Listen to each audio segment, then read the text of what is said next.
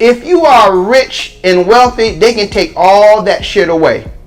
That's why he had to apologize real quick. Am I mad at him for apologizing? No. I'd like to talk about just Nick Cannon for a moment. And just talking about the game itself. Because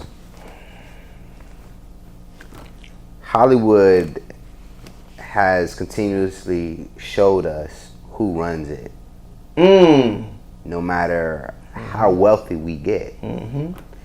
It's interesting. I mean, not to compare Nick Cannon to Cosby, but in regards of Cosby was doing his thing in Hollywood compared to Hollywood. Financially, creating shows, launching people's careers.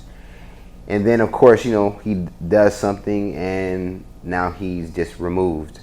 It's just like, hey, we don't care what you did. Now you're completely like, you know, we're going to decide your fate and that you no longer need to exist. And then I think about like what Nick kind of proposed. They have somewhat villainized him in terms of his remarks, where like they were looking to easily dismiss what he accomplished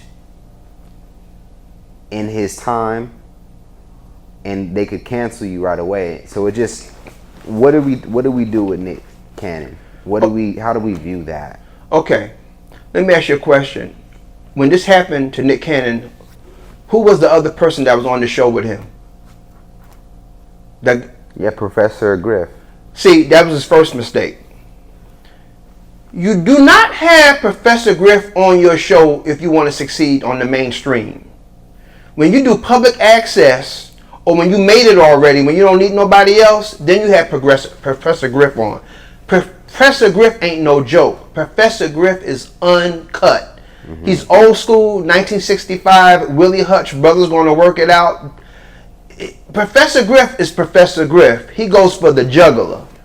And you can't go to Professor Griff when you are with the majors.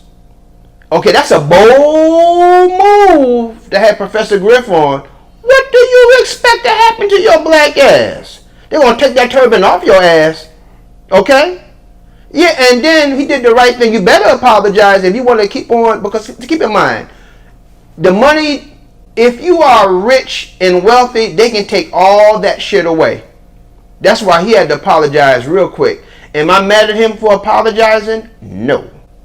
You got a family and you need your bread buttered. But to talk about the money part of it, it's like, when is it that we've made enough money to where now we can be like, you know what, I'm going to stand on that. And I don't care what moves forward because I'm already very wealthy. But see, maybe Nick knows he's not already very wealthy, because maybe what the already is, they can take that away from you already too. And maybe he's not as rich as you think he is, okay? Because in a couple of months, he can be in apartment 4, okay? Right off of MLK Boulevard, okay? So you never know a person's, you never know a person's position. Like you said, you can't judge the book by the cover. You never know what's in the pages. So we don't know his story in the book, okay? So you never know. You said, when is it enough?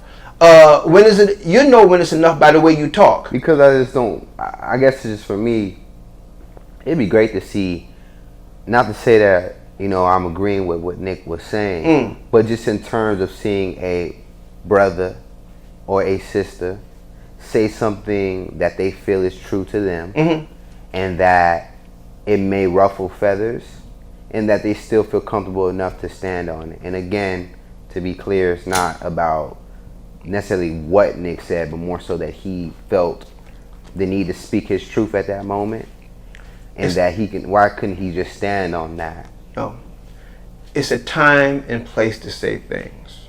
It's a time and place. For Nick, it was bad timing. Now it could be good timing. Maybe you talk about that wake up call.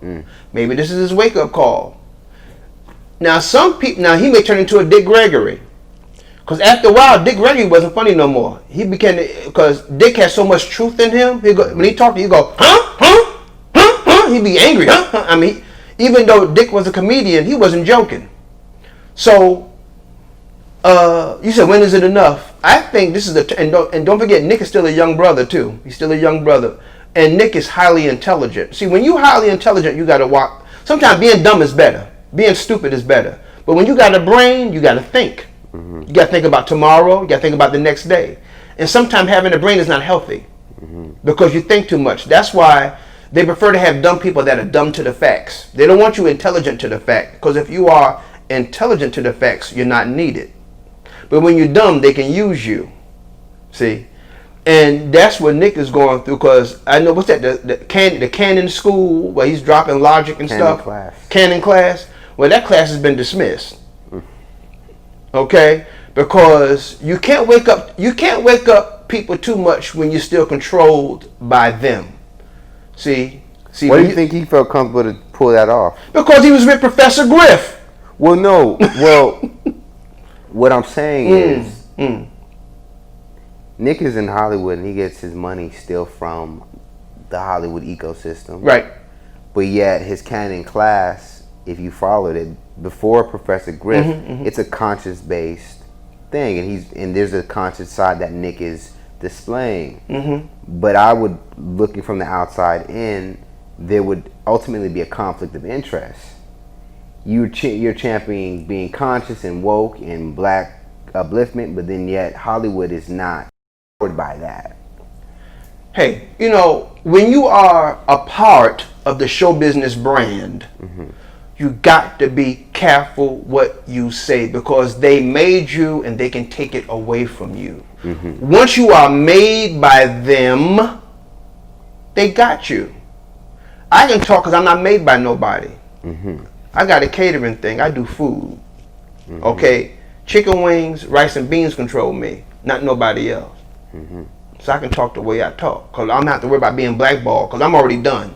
So I'm in a new beginning with what I say. But when and nobody has made me. See, when nobody makes you, you're a free spirit. But he's made by the industry. Therefore, you have to be very careful what you say about the industry when they made you. Okay? Without the industry, we wouldn't have heard of Nick Cannon. Okay? The Cannon class, what was it, Cannon class? It would have been on public access if the industry didn't make him. So you can be conscious, you can have a conscience, you can have a brain all you want, but you can't have too much of a conscience in this industry. They don't want you to be that deep. Right. Okay? And I can only imagine like, that, but I guess I'm just not surprised, because it's like you can't, it was going to be a conflict of interest. You know, he's trying to ultimately be a part of the establishment, but then you're awakening people up. And if you waken people up, it disrupts the establishment. Thank you, sir. So it's going to ultimately... They don't want you woke up. They can't do their shit when you woke up. They can't do their shit that they want to do. They have a formula. See, you know, it was a Barnum and Bailey, the circus. They said there's a sucker born every moment. They want suckers. That's how they make money.